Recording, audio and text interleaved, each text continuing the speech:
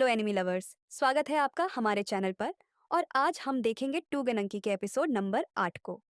Episode की starting में यहाँ पर एक फिर से अजीब सा क्रिएचर आ चुका है, लेकिन ये क्रिएचर काफी अलग है। इसका हाथ एक पैरासाइट जैसा है। साधन आर्मी उस क्रिएचर पे अटैक करने के लिए जाती है, लेकिन वो क्रिएचर साइड हट जाता है, जिसके बाद वो अपने हाथ से साधन आर्मी के ऊपर अटैक कर देता है। अब ये क्रिएचर साधन आर्मी के दोनों हाथों को पकड़ लेता है और उसको उठाकर ऊपर की तरफ पटक देता है। इसके बाद यह क्रिएचर साधन आर्मी को इधर उधर फेंकने लगता है, जिससे साधन आर्मी को काफी चोटें आती हैं। सादमी के साथ यह सब कुछ होता हुआ किरियामा देख रहा होता है चुपके से। किरियामा कहता है कि अगर किसी ने अब भी सादमी को नहीं बचाया तो सादा नामी खत्म हो सकती है, इसलिए अब उसे क्या करना चाहिए। किरियामा सोच रहा होता है कि उसका सामने जाने का कोई भी मतलब नहीं होगा। इसके बाद अगला सीन एक फ्लैशबैक होता है। किरियामा की एक कश थी जिसका नाम था लूलू। किरियामा कहता है कि लूलू के सामने उसको बिल्कुल भी किसी चीज से डर नहीं लगता था। किरियामा एक बहुत छोटे से शहर में पैदा हुआ था, जहां पर बहुत सारे डीमंस इंसानों के बीच में ही छुप कर रहा करते थे। किरियामा को लूलू के साथ डांस करने में बहुत मजा आता था। वह लूलू के साथ हर एक पल को एंजॉय करता था। लेकिन इसके बाद किरियामा बताता है कि लूलू को कोई बीमारी हो रखी थी और वह भी किरियामा की तरह ही एक डीमन थी, तो उसको नॉर्मल इंसानों के हॉस्पिटल में नहीं ले जाया जा सकता था। इसीलिए किरियामा जो है लूलू का चेकअप उसी टाउन के एक डीमन डॉक्टर से करवाया करता था। किरियामा लूलू को हमेशा यह कहता रहता था कि वह सब कुछ मिलकर ठीक कर देंगे। लेकिन एक दिन मोमोतारो एजेंसी वालों ने उनके उस टाउन के ऊपर रेड कर दी और उसी रेडिंग में वह डॉक्टर मारा गया। लूलू की तबीयत अब और भी ज्यादा खराब होने लगती है। इसीलिए किरियामा लूलू से कहता है कि वह दूसरे शहर में जाएगा और वहां से डॉक्टर को लेके आएगा। लूलू किरियामा से कहती है कि वह हमेशा से उसको बहुत ज्यादा कूल लगता था और बहुत स्ट्रांग भी।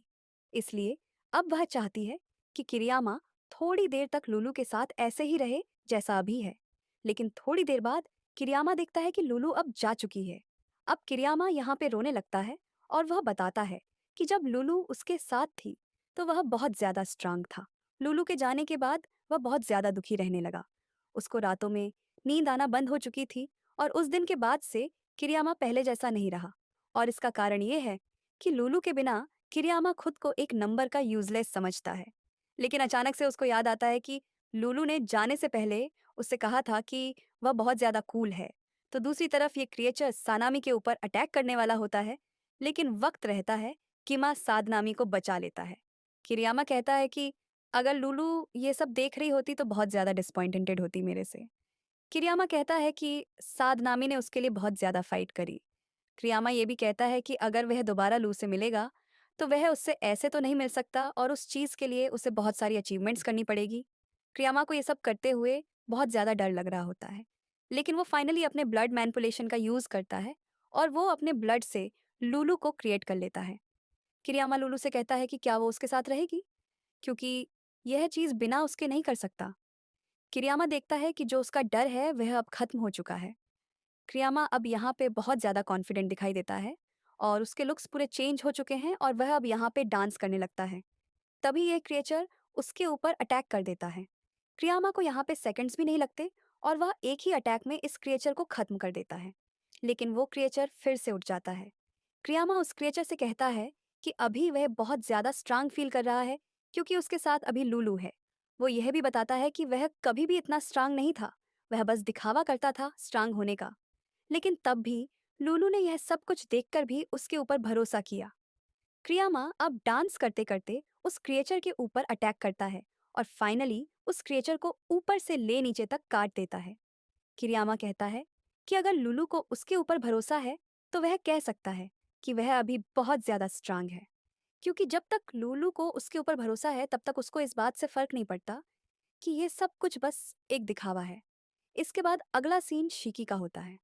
वो में से कहता है कि जितने भी मॉन्स्टर्स थे वो अब जा चुके हैं, लेकिन शिकी में से पूछता है कि क्या वह अभी भी डरी हुई है। और शी उसको बहुत सारी बातें समझाता है। शिकी में से कहता है कि उसको लड़ना पड़ेगा, लेकिन अभी जो सबसे पहली चीज़ मेरे को करनी है वो है शिकी को चेयर करना। शिकी कहता है कि वो भी फाइट करेगा। अब शिकी मेरे को यहीं पर ही रुकने के लिए कहता है और वो ये भी कहता है कि यहाँ पर मे को कोई भी नहीं ढूंढ पाएगा। अब शिकी यहाँ से जाने लगता है। लेकिन मे उसे कहती है कि वो जीत नहीं पाएगा। बट शिकी में से कहता है कि वे हार नहीं सकता। वेल इसके बाद अगला सीन जो है वह नाइटो का होता है। यहाँ पर उसी के कुछ डीमन साथी भी होते हैं। नाइटो को यहाँ पे पता चलता है कि वह 15 मिनट से बेहोश था। ये डीमंस कहते हैं कि उन लोगों को बचाने के चक्कर में नाइटो के साथ ऐसा हुआ। लेकिन अगर नाइटो अकेले होता तो उसके साथ ऐसा नहीं होता। लेकिन नाइटो कहता है कि यह सारी बातें करना बेकार है। चलो मेरे साथ यहाँ से। नाइटो इन सभी को बताता है कि वह अपने स्टूडेंट्स के पास जा रहा है। अगले सीन में दिखाया जाता है कि शीकी जो है वह सुबह किरी के सामने आ जाता है। शीकी सुगिरी की यूनिफॉर्म को देखकर कहता है कि क्या तुम एक मोमोतारो हो और ये तुम्हारा ही नाम सुबह किरी है।